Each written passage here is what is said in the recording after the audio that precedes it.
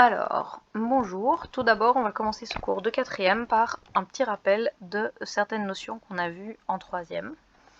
Alors, la différence entre un mélange homogène et un mélange hétérogène. Un mélange homogène est un mélange dans lequel on ne voit apparaître qu'une seule phase, c'est-à-dire que les différents constituants sont totalement miscibles l'un dans l'autre, alors que dans un mélange hétérogène, on va voir apparaître deux phases, comme par exemple de l'eau et de l'huile.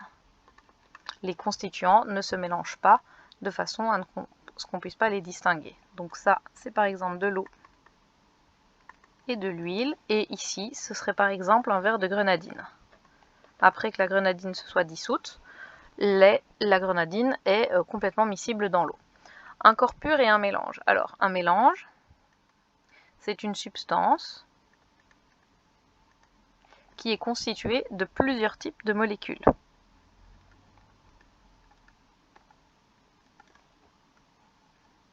Alors un plus et un S, c'est plusieurs.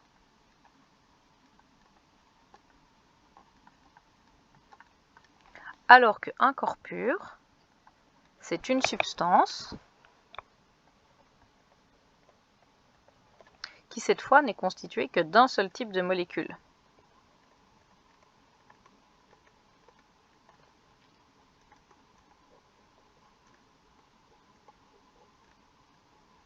Alors, comment est-ce qu'on va illustrer ça? Eh bien, on peut revenir à la grenadine pour le mélange. Et la substance corps pur, ce serait par exemple de l'eau pure. Donc on ne parle pas de l'eau du robinet, on parle de l'eau de laquelle on aurait enlevé tous les ions. Ça, ce serait un corps pur. Ensuite, dans les corps purs, on a deux différences à faire, les corps purs simples et les corps purs composés. Corps purs simples sont composés d'un seul type d'atome, même si cet atome est présent plusieurs fois. Exemple O2, N2, O3, S8, on a un seul type d'atome, alors qu'un corps pur composé est composé de plusieurs types d'atomes, que ce soit 2, 3 ou 4. Exemple, H2O, CR2O, non, CR2O3 par exemple. Non, CR2O3, je ne suis pas sûre qu'il existe en fait lui. Donc on va le barrer, on va remettre des molécules qu'on connaît. H2, CR2O7 par exemple, NaOH. Donc dès qu'on a plusieurs symboles chimiques dans la molécule. Alors, réaction chimique et pondération. Donc dans une réaction chimique que vous avez pu peut-être déjà voir quelque part, on a des choses qui vont réagir, qui se trouvent avant la flèche, c'est ce qu'on appelle les réactifs. On a des molécules qui se trouvent après la flèche, qu'on appelle des produits. Il y a des majuscules, donc A, B, C et D représentent des molécules, les molécules qui vont réagir. Et alors le petit a, petit b, petit c et petit d, ce sont des chiffres, donc ils peuvent aller de 0, 1, 2, 3, 4, 25, 36, 252, qui sont ce qu'on appelle des coefficients stoichiométriques. Alors ces coefficients stoichiométriques, ils vont nous permettre de pondérer la réaction chimique, c'est-à-dire de mettre le même nombre d'atomes à gauche et à droite de la réaction. Donc on verra ça plus tard dans le cours, parce que a priori vous ne l'avez pas encore fait. Vous l'avez pas encore fait.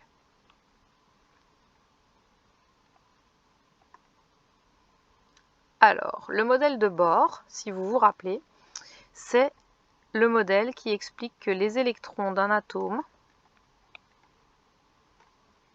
sont répartis en couches successives autour du noyau.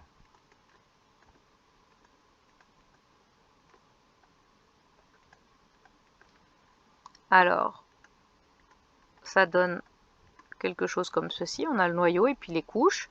Les couches portent le nom de K, L, M, N, O, P, Q. Chacun peut accueillir un certain nombre d'électrons. Et alors, la particularité, c'est que si on prend la colonne 1A, l'hydrogène a un remplissage électronique de K1. En dessous de l'hydrogène, on a le lithium qui est K2L1. Et en dessous du lithium, on a le sodium qui a 11, K2L8, M1. La particularité de la colonne 1 est donc que la dernière couche est remplie avec le même nombre d'électrons. C'est ce nombre qui caractérise la colonne et qui caractérise les électrons de valence.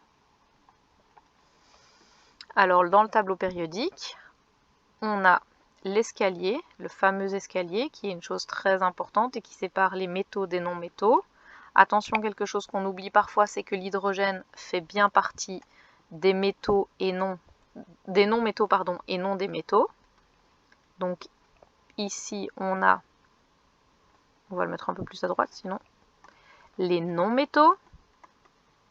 Les non-métaux ont tendance à devenir négatifs, on les note M' et donc ils deviennent moins.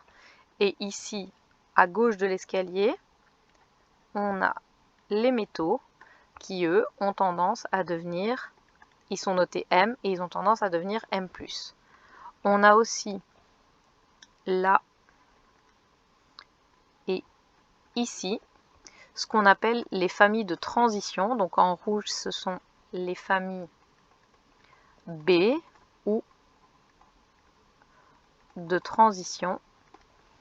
Et les familles A, ce sont les familles principales. Là, on a les gaz nobles. Alors, on les appelle aussi gaz nobles, gaz rares ou gaz inerte. Et un gaz noble, rare ou inerte est un gaz qui fait déjà l'octet. Et vu qu'ils font l'octet, ils sont inertes, c'est-à-dire qu'ils ne réagissent pas chimiquement, ils ne vont pas former de molécules. Au début de la page 3, on a quelques exercices. Alors, étant donné que vous n'avez fait aucune réaction chimique l'année passée, on va les passer pour le moment et on y reviendra plus tard. Et on va s'intéresser au rappel de la règle de l'octet. Donc je rappelle que la règle de l'octet, c'est la règle qui dit que les éléments, pour pouvoir être stables, ils veulent 8 électrons sur leur dernière couche. Donc ils vont se lier dans des molécules de façon à réaliser cet octet. Alors, pour trouver la valence d'un élément, on va d'abord s'intéresser à sa structure électronique et plus particulièrement à la structure de sa dernière couche. Donc, un élément qui est dans la colonne A, sur sa dernière couche, il a un électron. Un élément qui est dans la deuxième a 2 électrons et ainsi de suite, jusqu'à la colonne 8, où on a 8 électrons. Ça veut donc dire que pour faire l'octet, les éléments vont devoir perdre ou gagner des électrons. En général, c'est le chemin le plus court qui est utilisé pour aller vers l'octet. Donc dans la première colonne, on va faire moins 1 électron, dans la deuxième, moins 2 électrons, dans la troisième, moins 3, dans la quatrième, on va faire plus ou moins 4, ça va dépendre de la colonne dans laquelle on est. Dans la cinquième, on va faire plus 3, plus 2, plus 1, et rien du tout dans la huitième, étant donné qu'on est déjà à 8 électrons. Il en résulte donc, pour les 3 premières colonnes, de la perte d'électrons, des formations d'ions qui sont dits positifs, qui sont donc pour les métaux, on va les noter M+, c'est ce qu'on a vu dans le tableau périodique tout à l'heure. Pour la colonne 5, 6, 7, c'est le contraire, on gagne des électrons, donc on forme des anions, des non-métaux qui vont devenir négatifs, qui vont être nommés M-. Ici, ça va soit être des cations, soit être des anions, ça va dépendre de l'atome avec lequel on va se lier. Donc la colonne 4 ici, c'est simplement que ça va dépendre des molécules dans lesquelles on voit les éléments de la colonne 4. Et dans la colonne 8, il n'y a pas.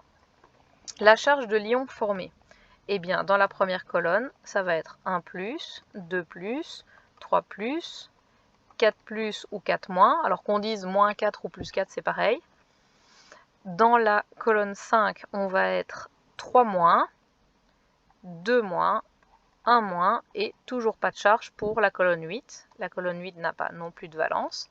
Et les valences vont découler de cet ion et du nombre d'électrons qu'il faut perdre. S'il faut perdre un électron, on a la valence 1. S'il faut en perdre 2, on va faire 2 liaisons pour les donner. 3, 3, 4, 4. Ici, on doit prendre 3 électrons, donc il nous faut 3 liaisons. Là, on doit en prendre 2. Et là, on doit en prendre 1. Donc les valences que vous avez étudiées l'année passée sont découlent directement du nombre d'électrons qu'un atome doit perdre ou gagner pour pouvoir faire l'octet. Je vous ai remis les définitions ici en bas de page de la valence et des ions que normalement vous avez vu et que vous connaissez. Alors l'électronégativité maintenant. C'est une valeur numérique qu'on trouve dans le tableau périodique, elle est ici. Donc c'est une valeur numérique qui va, si je ne me trompe pas, de 0,7 à 4. Le 4, je suis sûre, c'est le fluor. Le 0,7, c'est peut-être 0,6, la valeur limite. Et elle traduit quoi, cette électronégativité? Elle traduit la tendance qu'a un atome à attirer les électrons.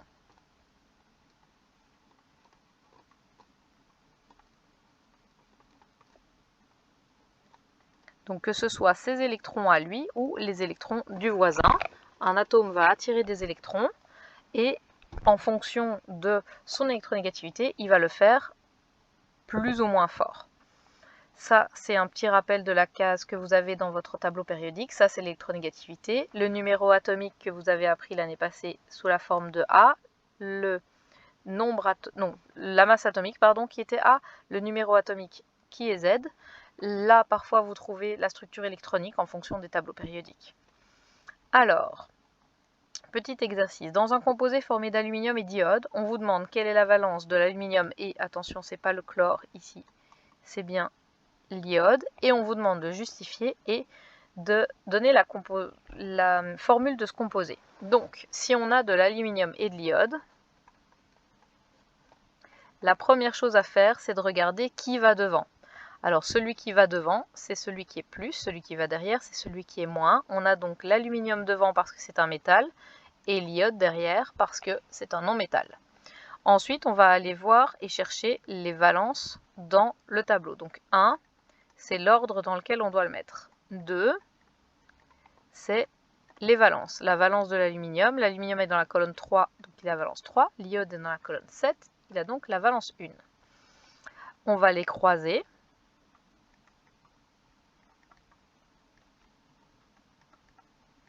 On a donc le Al qui va se prendre un 1 et l'iode qui va prendre un 3. Donc ça nous donne la formule AlI3.